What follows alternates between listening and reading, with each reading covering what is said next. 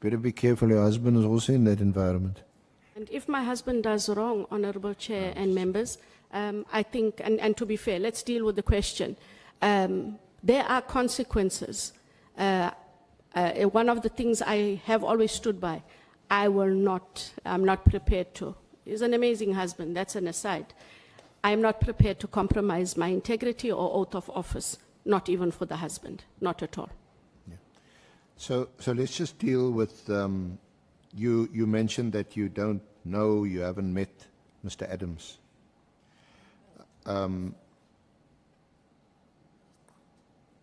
You mentioned in your statement, though, that I'm looking at paragraph 44, that when he approached IDAC, he had already gone twice to the SAPS in the Western Cape and Gauteng provinces. We had open cases.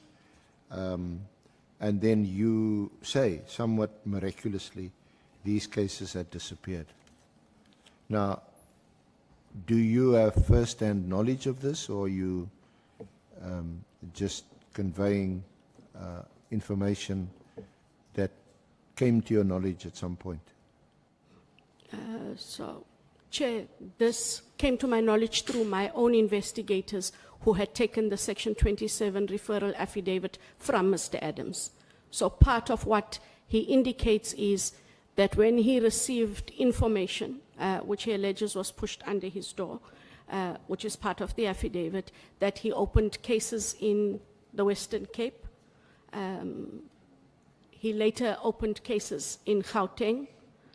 Nothing came of either or, and these matters then were referred to IDAC. However, what IDAC did find on the first arrest, the first matter,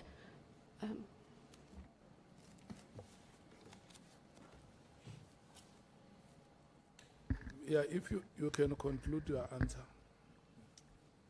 Is it okay, Honorable Skosana? Conclude your answer, Advocate Johnson, So, and then Honorable Skosana will be given an opportunity. Honorable Chair, I'm not sure if it is appropriate to raise. I know, I said, I do not know Mr. Adams. I've never met Mr. Adams. I've not spoken to him, but I have seen him on television. And it is somewhat of a challenge for me, ethically. We are discussing a criminal matter in which Mr. Adams is a complainant, and I do see that he is sitting in the House. What can happen later during a criminal trial, accused are allowed to say that their matter was unduly influenced by his presence. I'm merely raising it, and for the Chair and House to decide how you deal with it. You don't know him, but you see him. No, not knowing a person is one thing. I've seen his face on television. Oh, okay.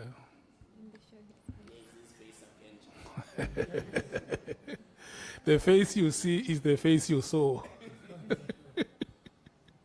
I wouldn't know whether it's a kilogram heavier or lighter, but yes, it's similar. Okay. SC, how do you deal with that matter? With Mr. Adams being in the house or in the room? I think we need to be consistent in the same way that we've dealt with some other honorable members remaining in the house, and despite being complainants in cases. I don't think, Advocate Johnson, there'd be any prejudice. Perhaps, I don't know, maybe getting a fright that you're seeing him here today. But apart from that, there's no prejudice to the case. He's a complainant in a matter. To be clear, Honorable Chair, I didn't talk of prejudice to the state's case. We also protect the rights of accused persons, and I do not want accused to raise later on that certain details were discussed and the complainant thereof sat in a house where they didn't have representation and or were not present. I merely raised that ethical issue. Well, you can go outside now, Ms. Johnson, and look at it on TV. Is it going to make any difference? You can take Honorable Connor Barnard with you.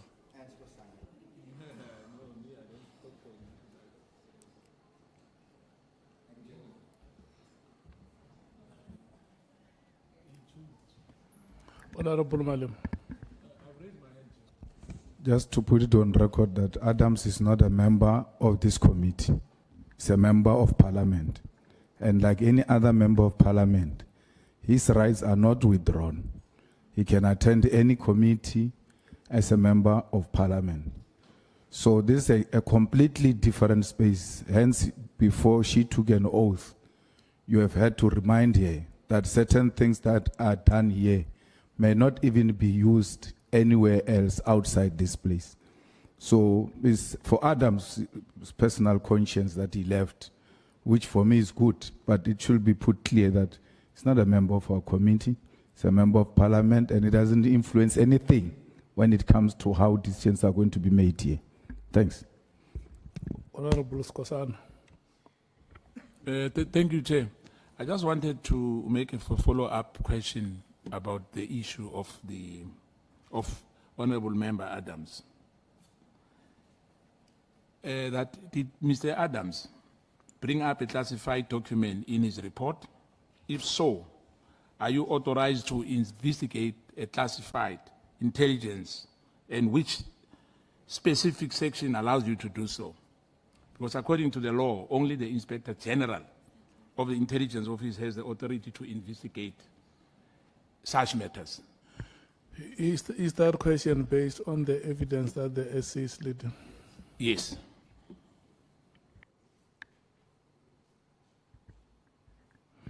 Okay. Number one is that, yes, it's true that Mr. Adams is not a member of this committee.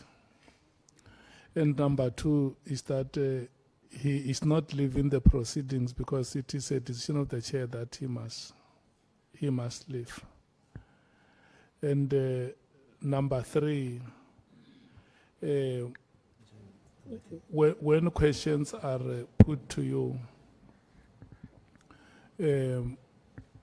advocate, and in your conscience you have an understanding that it has an element to prejudice